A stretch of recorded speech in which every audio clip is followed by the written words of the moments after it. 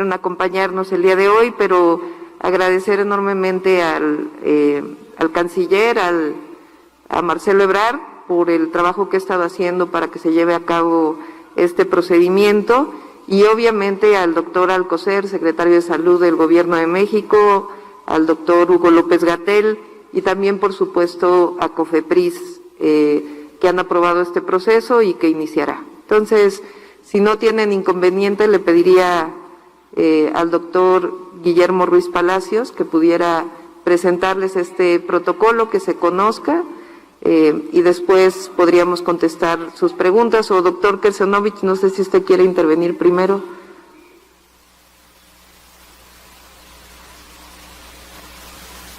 Con mucho gusto, y gracias por la invitación a estar el día de hoy aquí con usted. Una de las cosas que se vuelve muy importante en esta pandemia es el tener precisamente vacunas, y esta es una vacuna que se va a probar aquí en México. Es una vacuna que está hecha en forma conjunta por Canadá y China, CanSino, y es una vacuna que ha pasado las fases de seguridad 1, 2 y está actualmente en la fase 3, y va a ser un estudio multicéntrico, y fundamentalmente en la Ciudad de México habrá varios centros de salud coordinados por el Instituto y el doctor Ruiz Palacios en relación a probar la eficacia y seguridad de esta vacuna. Así es que yo le agradezco a la Ciudad de México el que nos haya permitido la oportunidad de participar en este estudio, y pasar la palabra al doctor Guillermo Ruiz Palacios para que nos describa en qué consiste el protocolo. Muy bien, muchísimas gracias. No sé si pudieran pasar las diapositivas, por favor, para que vaya yo explicando con detalle en qué va a consistir este estudio. Primero, en las primeras dos diapositivas, simplemente quiero ubicarlos cómo va el camino relacionado con el desarrollo de vacunas contra COVID-19.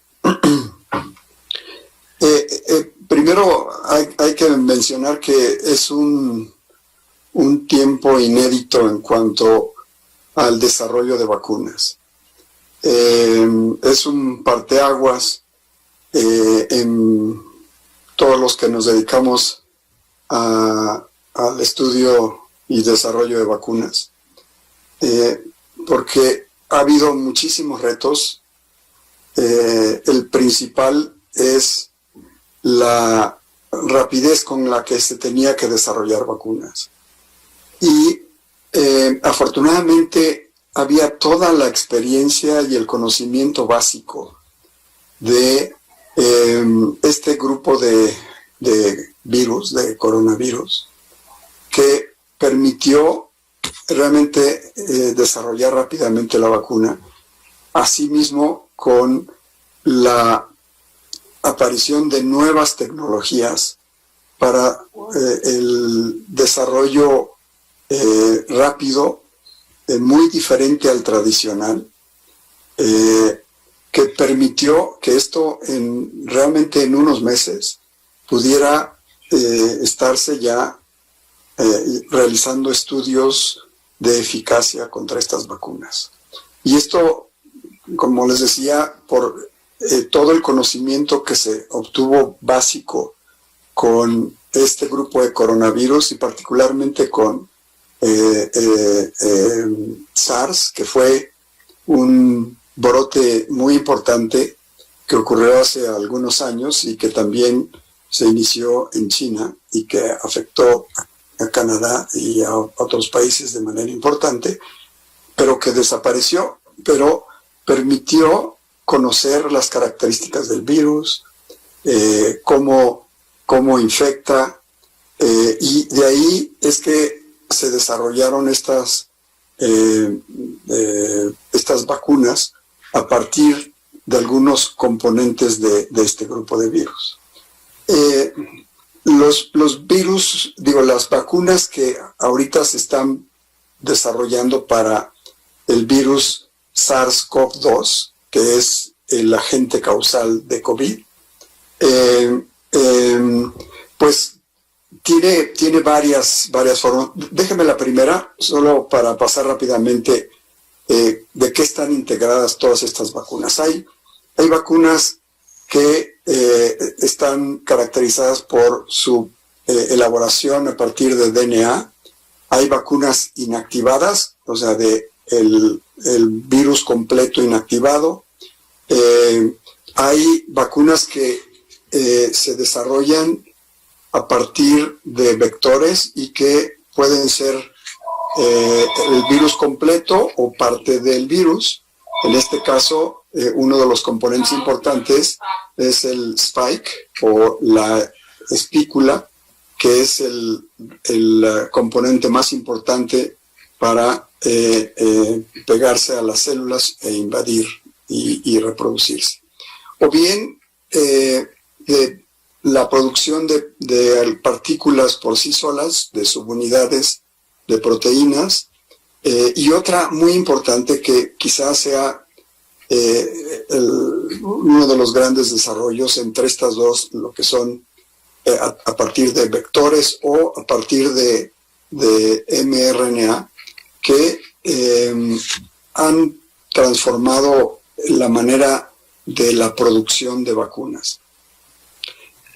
Tradicionalmente las vacunas se hacen a través de virus inactivados o atenuados en cultivo celular o en el caso, por ejemplo, de influenza, a partir de la inoculación en huevos embrionados.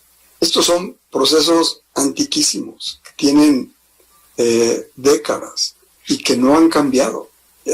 A partir de esta nueva década, se desarrollan estos nuevos procesos y desarrollo de estos antígenos que pueden obtenerse en días, millones de unidades.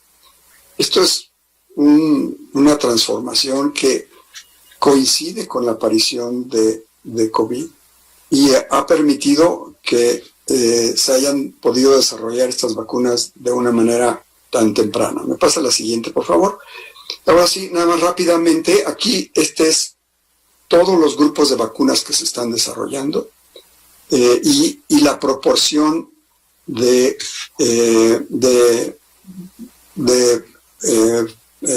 laboratorios o industria farmacéutica que está desarrollando vacunas y por supuesto una tercera parte está enfocada en la producción de subunidades de proteínas y una proporción relativamente menor están las que provienen de mRNA o que son 13% aproximadamente, o aquellas que provienen de vectores, como la utilización de adenovirus para su producción de partículas. Y estas también andan en la misma proporción, pero estas tres en realidad representan las que van más avanzadas ahorita en las fases ya incluso 3 de muchas de ellas. La siguiente. Ahora, ¿qué es lo que nosotros vamos a hacer? Vamos a participar en varias vacunas. Y es importante recalcar esto porque no sabemos cuál de las plataformas vayan a ser de las vacunas que van a ser realmente eficaces y que tengan menos efectos adversos. Entonces vamos a iniciar con vacunas recombinantes a partir de vectores y en este caso de vectores de adenovirus.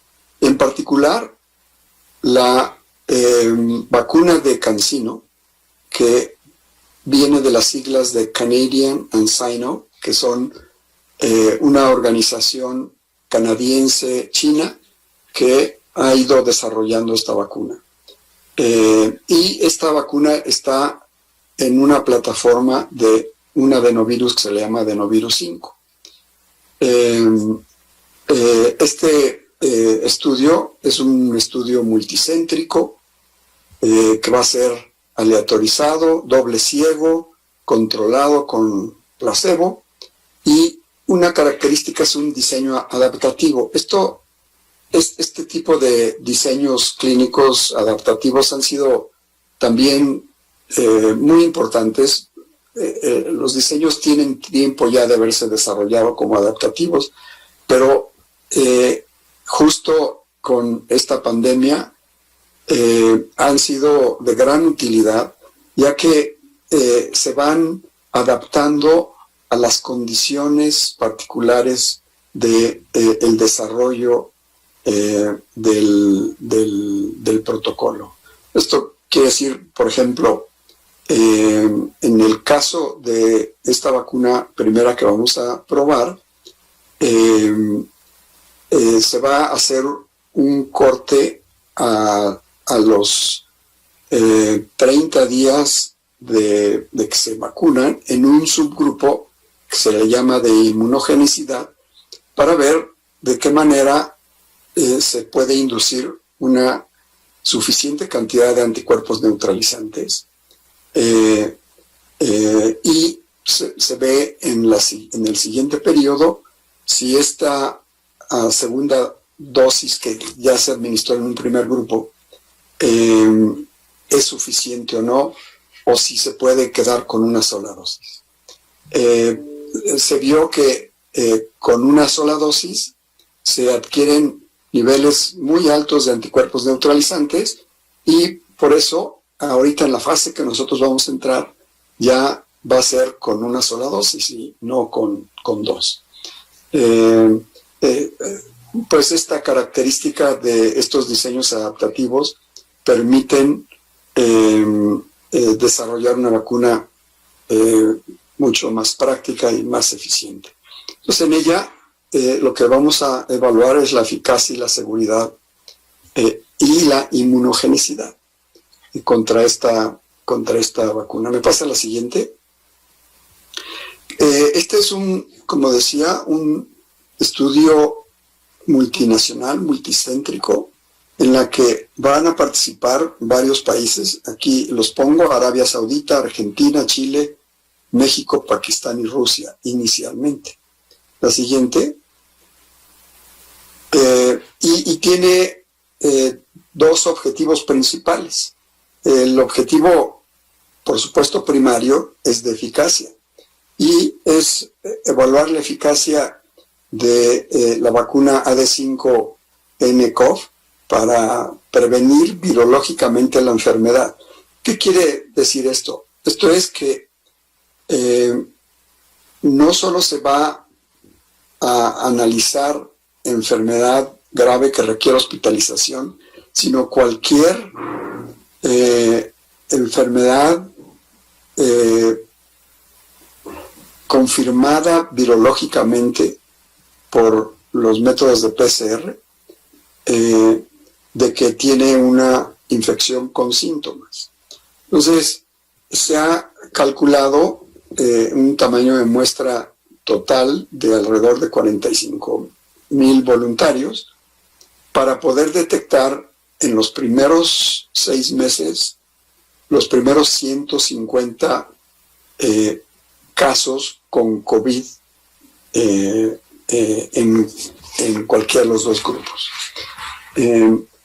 Y se espera una eficacia de cuando menos del 80%.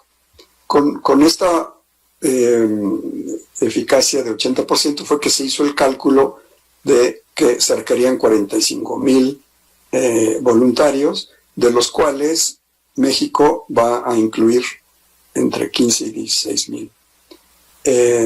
Esto tiene que ser estudios que se tienen que establecer muy, muy rápido, con una gran eficiencia y por supuesto, calidad, para que en 6 meses podamos tener información suficiente para ver si esta vacuna es eficaz y evita la aparición de enfermedad por COVID, ya sea benigna o grave.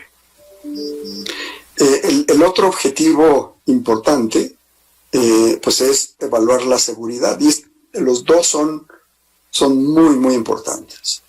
Y aunque ya se tiene información en los estudios de fase 2 sobre seguridad, se tiene que extender ya en poblaciones grandes para confirmar la seguridad de estas vacunas. Y esto se va a ver en 2 fases. Uno, la evaluación de efectos adversos en los primeros días de inoculada la vacunación. Y esto es relacionado al efecto directo inmediato. Y se va a ver también a 12 meses si existe algún efecto adverso no previsto durante este periodo de 12 meses. La siguiente, por favor. Ahora, en la Ciudad de México, pues vamos a participar gracias al apoyo de la doctora Claudia Sheinbaum y por supuesto de la Secretaria de Salud, Olivia López, que han sido muy importantes en que se pueda realizar este tipo de estudios. Esto se va a realizar en el Instituto Nacional de Ciencias Médicas y vamos a iniciar con 3 centros que tienen tasas de positividad en las personas que acuden a hacerse los estudios muy altas, que están arriba del 30% de las personas que acuden a estos centros tienen el diagnóstico de COVID por PCR, incluso en algunos arriba del 30%. Entonces escogimos estos primeros 3, pero se va a ir ampliando conforme vayamos incluyendo otros protocolos con otras vacunas y con otros principios de protección. Lo hemos establecido así inicialmente porque en realidad los estudios de vacunas son estudios de comunidad, pero que como es una enfermedad grave requieren un centro hospitalario para la atención en caso de que ocurrieran eventos graves secundarios a COVID. Pero en realidad este tipo de vacunas, el principio es que deben de desarrollarse en la comunidad, y por eso escogimos estos centros comunitarios de salud para poder llevar a cabo estos estudios, porque es además muy funcional y práctico. O sea, son personas sanas que tienen su centro de salud cercano y que recurren a las vacunaciones normales en estos sitios. En fin, tiene toda esta logística que permite que sea mucho más fácil y más práctico desarrollarlos en conjunto con estos centros. Pues esto es lo que tendría yo que informarles de manera muy resumida de cómo es que vamos a desarrollar estos protocolos.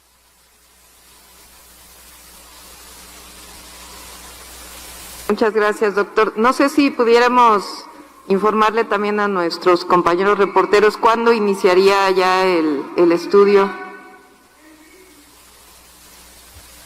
Pues tenemos programado, de hecho, iniciar este viernes con unos cuántos pacientes. Va a ser un proceso lento en donde vamos a afinar todos los procesos y la logística, y vamos a empezar con unos 5 voluntarios inicialmente, y después nos vamos a ir rápidamente para llegar a incluir de 100 a 150 voluntarios al día. El proceso es complejo, es muy laborioso, y no es factible tampoco incluir ni más de 100, 150 pacientes o voluntarios al día.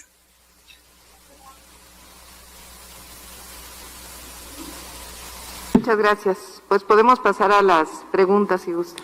Iniciamos con hora de preguntas y respuestas. Cecilia Nava, del Sol de México.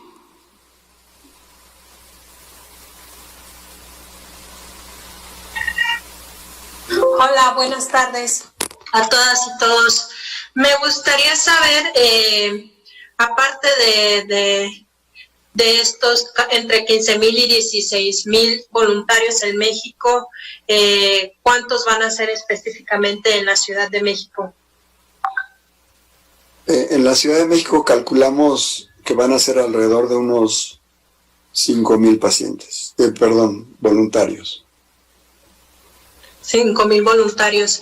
Y estos 5,000 voluntarios, si comenta que van a ser 150 máximo por día, bueno, en un principio van a empezar con 50, después irían incrementando, y contemplan incrementar esta cifra que comenta de 150 por día, ¿y cuándo iniciarían este incremento? Bueno, esto va a depender de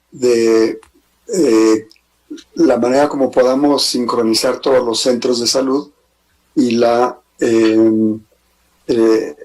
eficiencia con la que cada uno de estos 4 centros lo pueda hacer, y de esto incluso podemos abrir otros centros de salud en caso de ser necesario, porque en realidad es una carrera contra el tiempo, y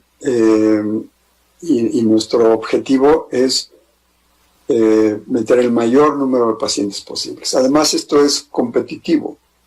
Pues si nosotros logramos completar estos 5,000 en menos del tiempo que habíamos planeado, pues seguiremos incluyéndolos hasta que se llene la cuota que México tiene que tener. Estos 5,000, ¿para cuál es la meta? ¿Hasta cuándo? Calculamos alrededor de un mes y medio en tenerla. ¿Y ya tienen registradas a estas 5,000 personas? No, esto se hace en el momento, porque como esto ha sido tan rápido, no podíamos y no sabíamos el tiempo que iba a llevar en tener todo el proceso ya listo, no podíamos comprometernos con la población. Entonces esto va a ser muy, muy rápido, y pues tenemos la experiencia. O sea, ahorita, por ejemplo, estamos poniendo la vacuna de influenza ahí en el instituto y tenemos cientos de personas que acuden al día, ¿sí? O sea, no pensamos que vayamos a tener ningún problema con el reclutamiento de voluntarios. Ajá.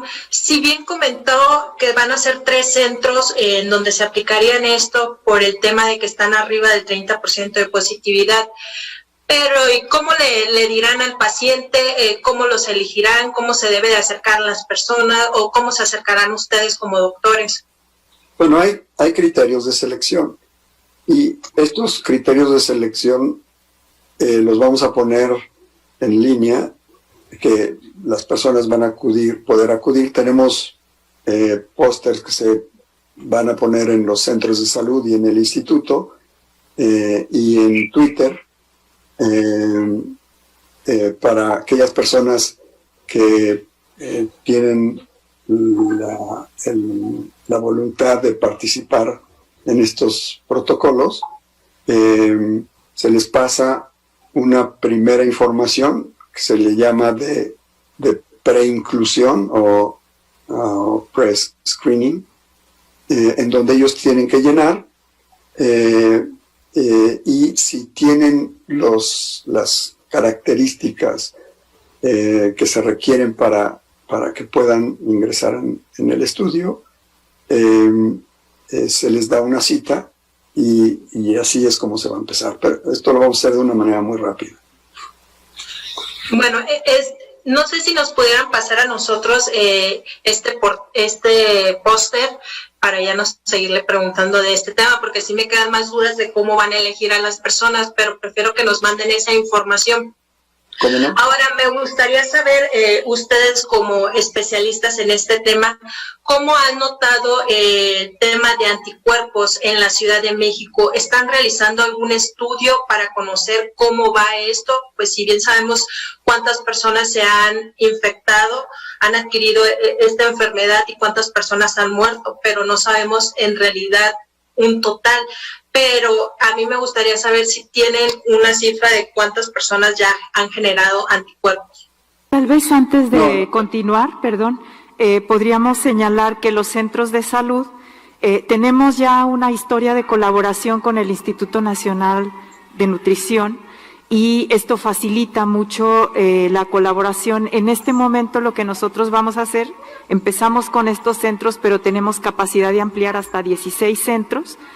Claro, pasando por la revisión del investigador principal, y lo que se hace es una invitación a las personas, como lo señala el doctor Ruiz Palacios, se hace una invitación a las personas, se hace una preselección y a partir de ahí las que son seleccionadas se hace una cita y ya se da toda una primera batería de tanto médica como de laboratorio. Entonces, es ya un procedimiento que tenemos de articulación de trabajo entre el Instituto Nacional de Nutrición y los centros de salud. Claro, siempre requiere una capacitación previa, específica para este caso, pero tenemos esa capacidad, como señalaba también el doctor Ruiz Palacios, la convocatoria para personas sanas mayores de 18 años es una convocatoria relativamente fácil en el nivel ambulatorio. Solo de vacunación antiinfluenza, por ejemplo, ya hemos vacunado más de 630,000 personas. Entonces tenemos esta capacidad de convocatoria y por eso esta asociación tan importante entre el instituto y el gobierno de la Ciudad de México a través de los centros de salud. Y nada más me falta el tema de anticuerpos, si tienen algún estudio de cómo va la Ciudad de México en este aspecto. Tenemos estudios, pero en personal de salud,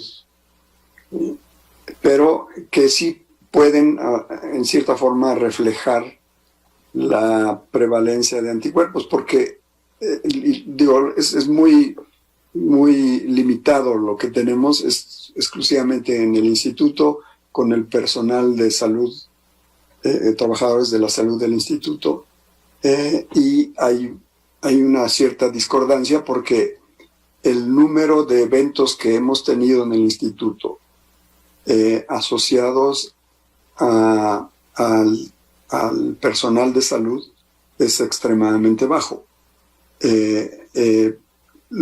Sin embargo, tenemos muchos casos que ocurren y su transmisión ocurre fuera del instituto, la gran mayoría. Entonces, hemos hecho algunos estudios serológicos y cuando analizamos las tasas de infección en el hospital es de muy baja, menos del 2%.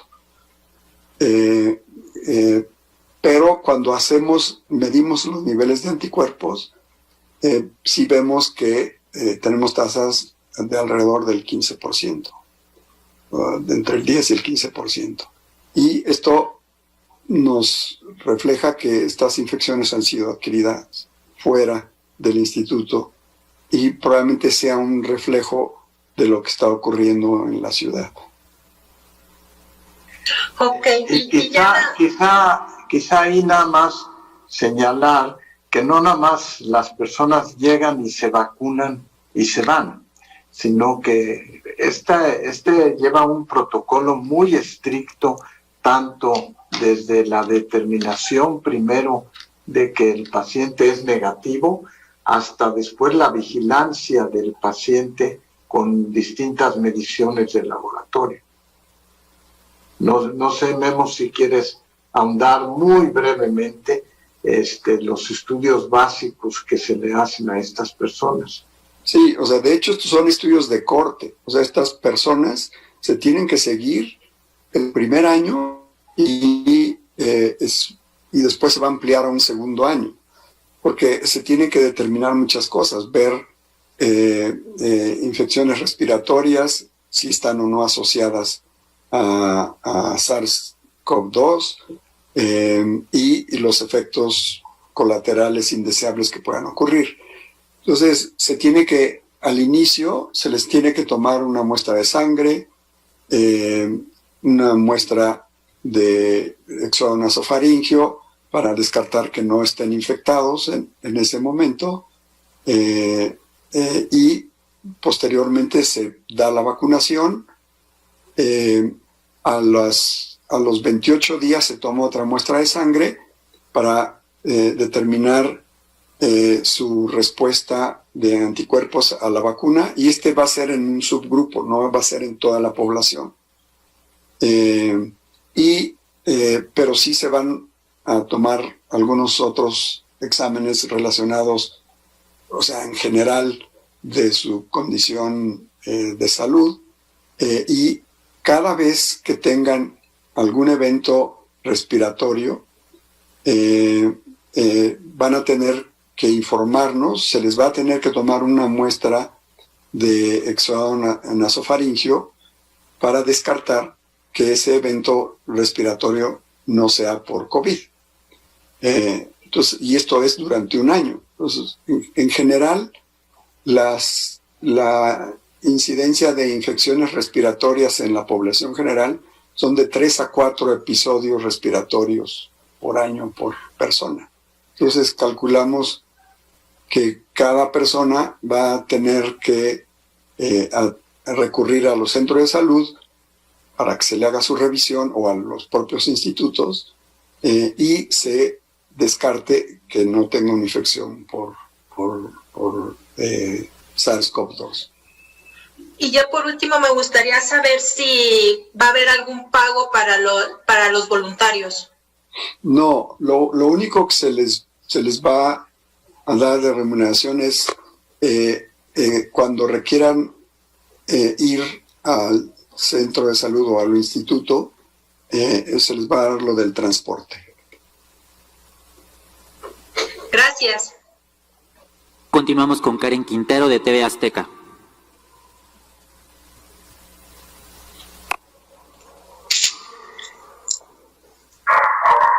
Karen. Karen.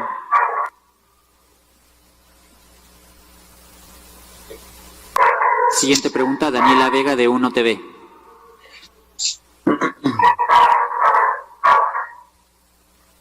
Daniela. Hola. ¿Es Karen o Daniel? Sí. Adelante.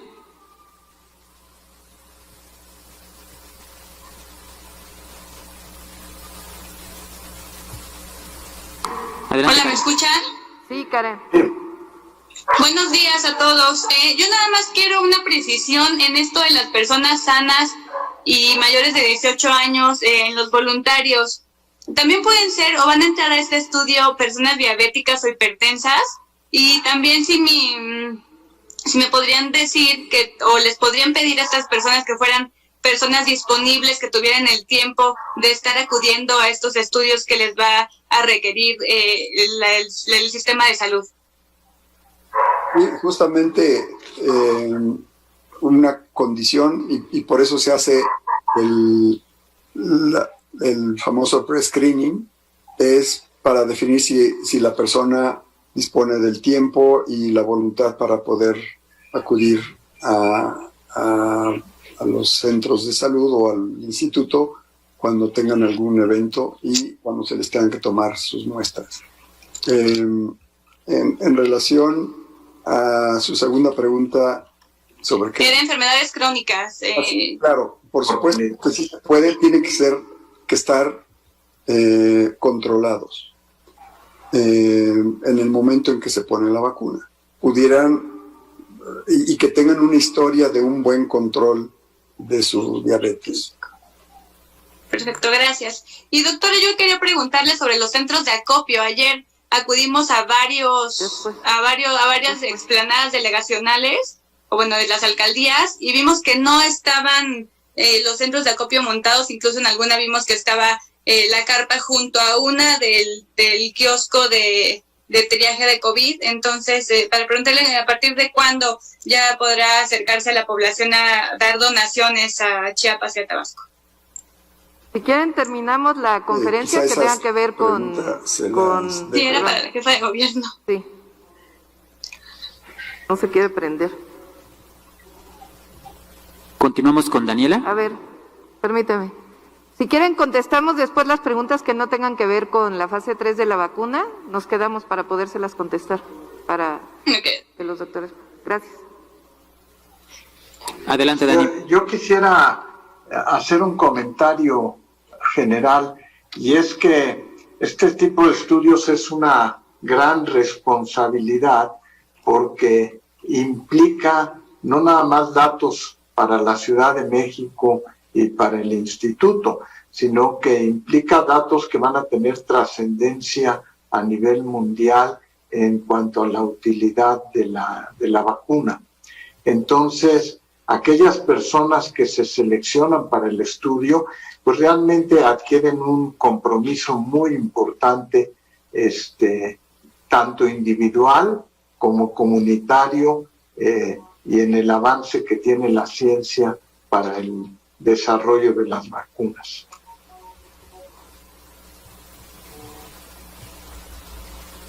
Adelante. Daniela. Daniela Vega, por favor, tu pregunta. Como que no escucha. Hola, hola. Te escuchamos, Daniela.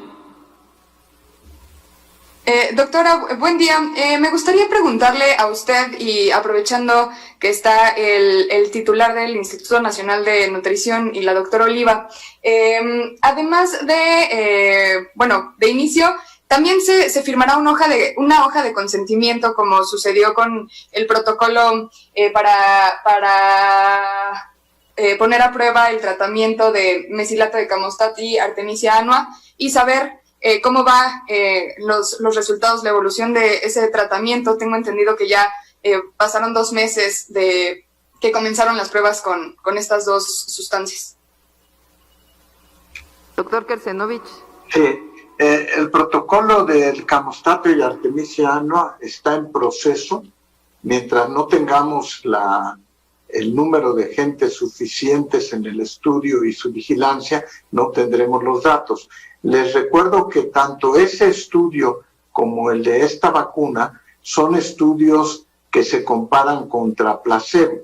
O sea, en este caso, cuando hablamos, por ejemplo, de la vacuna, pues también la persona voluntaria debe saber que puede estar recibiendo un producto que no es necesariamente la vacuna. Igual con el Camonstato y la Artemisia, entonces tenemos que esperar a recolectar el número suficiente de personas para poder analizar los resultados.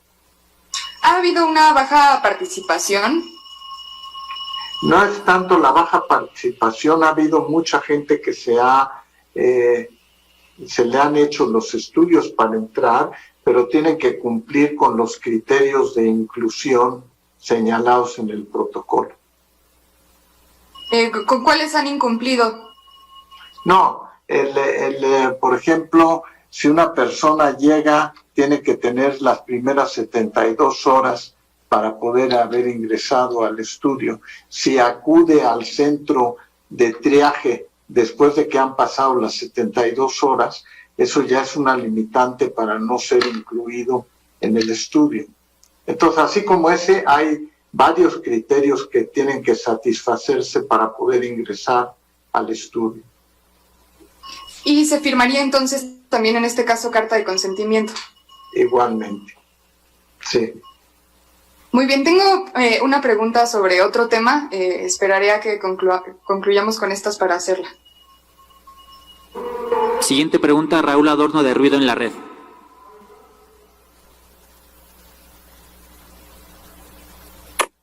Raúl Adorno.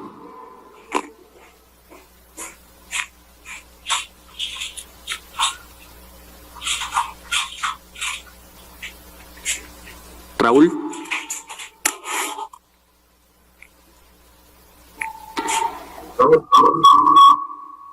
Hola, ¿me escuchan? ¿Sigo yo, creo? Sí. Dile que sí. Sí, Raúl, adelante.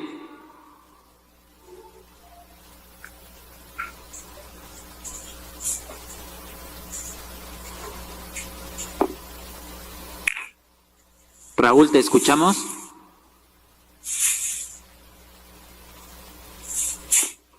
Pero Joana Flores de Asir. que te mandes. Creo que sí va Raúl.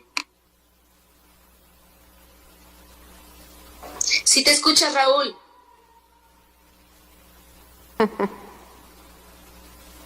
Está apagado el micrófono de Raúl. Está hablando. Pero... Joana, por favor. Doctora, buenas tardes.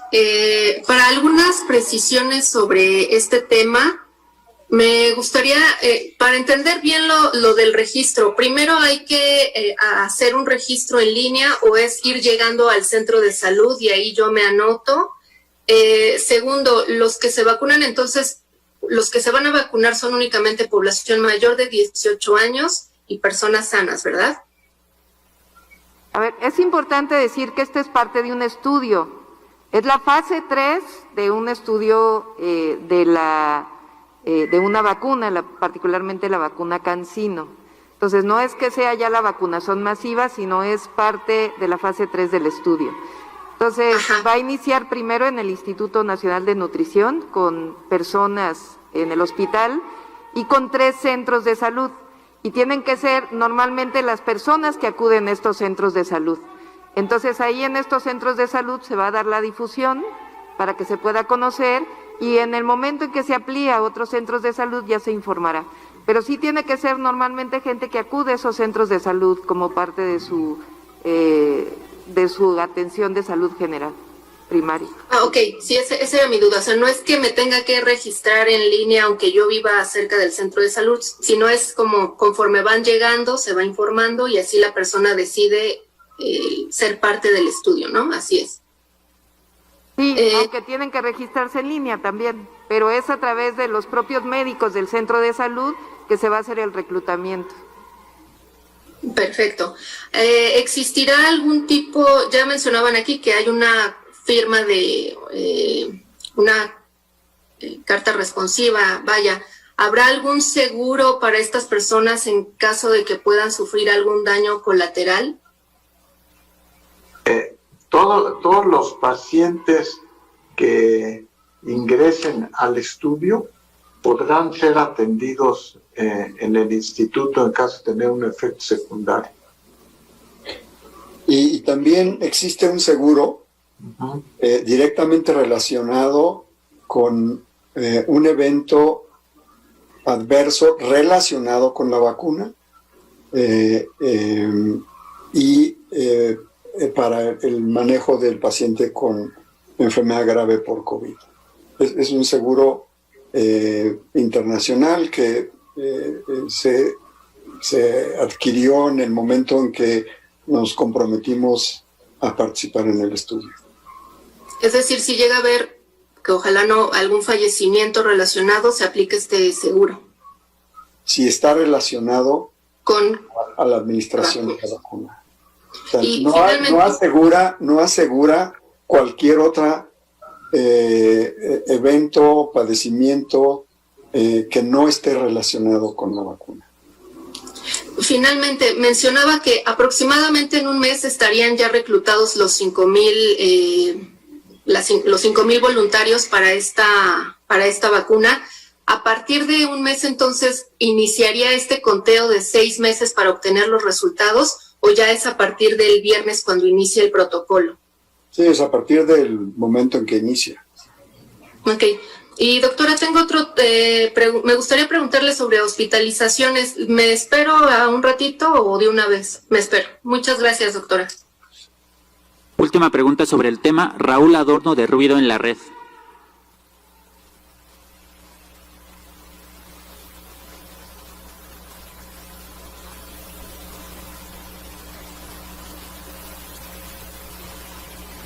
No contesta el mensaje y no escucha.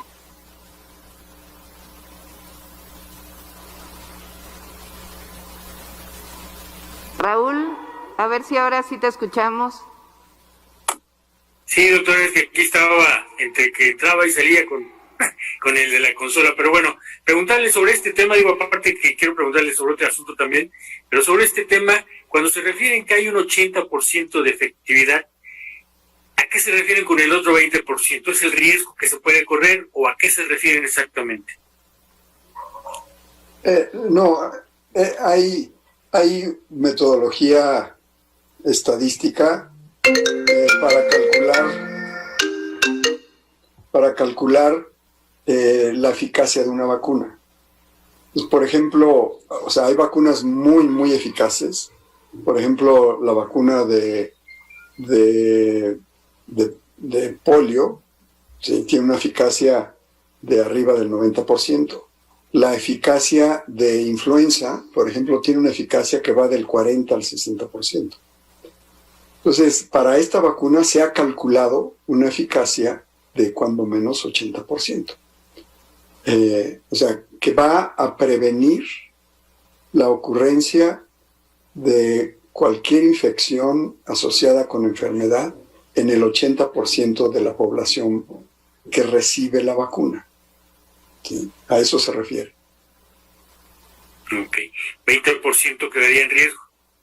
El 20% puede no ser efectiva la vacuna. Y puede ser por muchas circunstancias. Pueden ser personas que tengan condiciones genéticas que hacen que respondan menos a antígenos, personas con, por ejemplo, con diabetes, que a pesar de que estén bien controladas, puedan no responder bien a la vacuna. En fin, hay muchas condiciones, muchas de ellas desconocidas, de por qué hay una proporción que no responde. Ok, muchas gracias. Bueno, pues le damos las gracias al doctor Kersenovich, director del Instituto Nacional de Nutrición, al doctor Guillermo Ruiz Palacios, muchísimas gracias, y de nuevo aquí a la distancia agradecer tanto a la Secretaría de Salud del Gobierno de México, a COFEPRIS, como al canciller, a Marcelo Ebrard, porque pues gracias a ellos están trayendo estos esquemas de fase 3 y por supuesto pues a la experiencia en investigación de nutrición. Muchas gracias. Hasta luego.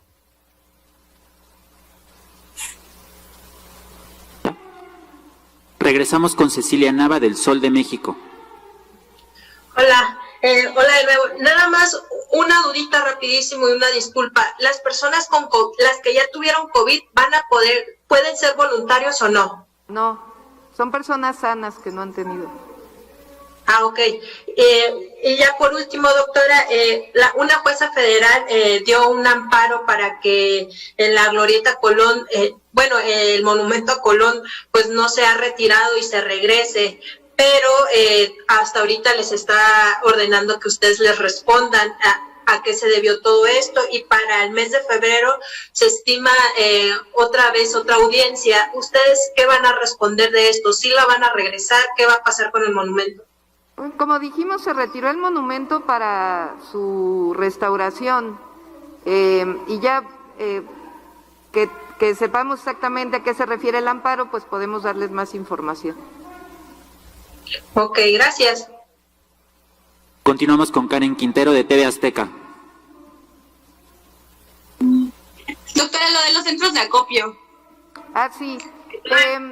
Te pasamos al rato la información, depende mucho de las alcaldías, pero ya pueden comenzar en las 16 alcaldías a poder dar los distintos insumos que se plantearon, como apoyo y solidaridad a Tabasco, a Chiapas. Gracias, doctor. Siguiente pregunta, Daniela Vega, de Uno TV. Gracias. Doctora Oliva o jefa de gobierno, me gustaría preguntarles, ¿cuál es el estatus de las vacunas contra la influenza? Tengo entendido, si me lo pueden confirmar, que el segundo lote ya se terminó. ¿Cuándo prevén o estiman que llegue el tercero? Y en este inter, de aquí a que lleguen, ¿cuándo alguna recomendación a los habitantes de la ciudad? ¿A dónde podrían asistir para aplicarse esta vacuna contra la influenza? Sí, justo hoy tuvimos una reunión muy temprano donde estuvo la doctora Miriam Veras y ella nos aseguró que mañana pasado estarían dándole prioridad a Estado de México y Ciudad de México para la siguiente entrega, máximo el lunes. Entonces ya a partir de lunes tendríamos la tercera remesa de biológico. Y en este momento está vacunando el IMSS, que todavía tiene biológico de las remesas que le surtieron, y también el ISSSTE. Entonces, en esas unidades, los asegurados pueden acercarse a vacunar y nosotros estaríamos estimando que a partir del martes ya tendríamos biológico. Recuerden los grupos de riesgo: niños entre 6 meses y 59 meses, adultos mayores de 60 años, y personas con comorbilidades, mujeres embarazadas y personal de salud, donde ya tenemos un 98% de cobertura en este personal. ¿Cuántas vacunas estiman que contenga este tercer lote? Otras 250,000. Eso es lo que estimamos, no lo sabemos. ¿Y se repartirían a todos los centros de salud de la ciudad, o habría prioridad en alguno? De hecho, tenemos un operativo que en cuanto nos digan que ya está la vacuna, vamos por ella a Birmex para reducir los tiempos de entrega. Entonces, si nos dicen que mañana ya está, en ese momento se va por el biológico. Tenemos pues posibilidad de garantizar red de frío, cámara fría y transporte con la temperatura adecuada para traer el biológico y repartirlo inmediatamente. Disculpa, se cortó un poquito mi audio. ¿Los recogerían en dónde, perdón? Birmex es el sitio donde se concentra toda la vacuna que compra la Federación. ¿Y se daría prioridad a alguna alcaldía, a los centros de salud de alguna alcaldía? No, se distribuye muy equitativamente y de manera muy rápida, porque en todas las unidades hay necesidad. Gracias, doctor Oliva. Continuamos con Joana Flores, de ASIR. Otra vez, doctora, buenas casi tardes. Preguntarle sobre la hospitalización en la ciudad. Vemos que otra vez lleva 2 días de aumento. Saber cuál es su valoración a esta mitad de semana y si ya estarían analizando nuevas restricciones para el viernes. El viernes, pero, perdón, ¿sí? Lo anunciaríamos el viernes, pero en efecto está subiendo la hospitalización en los últimos 3 días tuvimos un incremento en hospitalización. Entonces, ¿serían igual? Estamos en la evaluación, la valoración, y el viernes estaríamos ya dando la información. Doctor, en ese sentido también sabemos que la ocupación o que más bien el sector público tiene suficiente disponibilidad todavía, pero no sé si tienen algún reporte sobre hospitales privados, si algunos se encuentren saturados y que estén justamente canalizando a hospitales públicos, doctora. Hasta ahora, todos los lunes, miércoles y viernes nos reunimos en la reunión de Salud Federal sobre la zona metropolitana del Valle de México. Ahí está presente los hospitales privados, la Asociación de Hospitales Privados, y hasta ahora no nos han reportado pues mayor incremento. Es decir, sí hay incremento, pero no saturación hospitalaria en alguno de los hospitales. Es decir, también tienen disponibilidad los privados. Sí, tendría que revisar exactamente si hay alguno de los hospitales privados que no la tiene, lo cual informaríamos, pero no han reportado una saturación total. Gracias, doctora. Buena tarde. Buena tarde. Continuamos con David Santiago, de La Octava. Hola doctora, ¿qué tal? Muy buenas tardes. Yo quisiera preguntarle, doctora, un tema que precisamente va relacionado con lo que comentaba Johanna. Si estos 3 días, ¿cuál es el balance de los 3 días del tema del Buen Fin? ¿Cómo se ha comportado la ciudadanía y si ha tenido un balance de la saturación en los centros comerciales, doctora? Y si eso también puede influir en el aumento de casos de COVID. De la información que tenemos hasta ahora, puede haber alguna excepción. En general, la ciudadanía se ha comportado muy adecuadamente y los centros comerciales de igual manera. Obviamente, siempre que hay aglomeración de personas, pues es riesgoso. Entonces, pero hasta ahora ha funcionado bien y, por supuesto, el viernes estaríamos dando algunas indicaciones en caso de que siga subiendo la ocupación hospitalaria. Incluso se podría, en caso de que incremente esta hospitalización, ¿podría reducirse esta temporada de Buen Fin? Vamos a esperar al viernes a ver cuál es el comportamiento antes de informar, pero sí es importante que la ciudadanía sepa que está creciendo el número de hospitalizaciones. Doctora, otro tema. Ayer se dio a conocer que una escuela de Las Lomas pues empezó prácticamente con clases. Quisiera yo preguntarle específicamente ¿cuál es el procedimiento que tendría que hacer la Ciudad de México o en el caso de la alcaldía para poder verificar la operación? Incluso creo que ellos ya habían tramitado un amparo, doctora. Sí, hasta donde tenemos conocimiento tienen un amparo. Justo estoy en comunicación ahí con el alcalde de Miguel Hidalgo para ver si es factible hacer una verificación y en contacto también con la Secretaría de Educación Pública. Pero hasta donde sabemos y justo lo está analizando en este momento el consejero jurídico, parece que tienen un amparo. ¿A quién le compete hacer estas verificaciones, doctora? ¿Es el INVEA? ¿Es la alcaldía? Es el INVEA, puede ser a través de la alcaldía que haga el procedimiento o del propio INVEA central. Pero tuvimos conocimiento del amparo y en este momento se está revisando para ver si es factible hacer la verificación o no. Y obviamente pues comunicándonos con la escuela y con la Secretaría de Educación Pública. Incluso ellos en un comunicado que mandaron esta mañana, pues decían que tenían prácticamente que poner en el debate este tema de que si pueden continuar con las clases o no pueden continuar, y es por ello que hicieron que interpusieron este amparo. ¿Qué opinión tienen al respecto, doctora? Bueno, hay una razón por la cual no se ha iniciado las clases en la ciudad y en general en el país, que es el tema de el riesgo que puede tener abrir las escuelas para el incremento de los contagios y por lo tanto pues de las hospitalizaciones y posibles defunciones de personas que enfermen gravemente. Entonces, la razón por la cual no se han iniciado las clases pues es para evitar que siga creciendo la pandemia, los contagios, las hospitalizaciones y las defunciones. Entonces, tiene una razón de ser desde la Secretaría de Salud Federal, desde la Secretaría de Educación Pública. Habría que ver qué es justo lo que está analizando en este momento el consejero jurídico, cuál es la razón por la cual un juez federal les da un amparo, les da esta suspensión y les estaremos informando en las siguientes horas. Doctora, ya por último y algo muy breve, hoy ya se dio a conocer una persona enmaletada aquí en la Ciudad de México. ¿Qué información tiene al respecto, doctora? Perdón, no te escuché bien, David. Una persona que apareció sin vida en una maleta, hoy se dio a conocer esta madrugada, y bueno, quisiera saber cuál es su opinión, o qué información tiene al respecto, doctora. Sí, en unas horas yo creo va a haber una conferencia de prensa nuevamente sobre este tema que es particularmente grave. Ok, doctora, muchas gracias. Estaremos informando, sí. Última pregunta, Raúl Adorno de Ruido en la Red. Doctora, nuevamente, buenas tardes ya.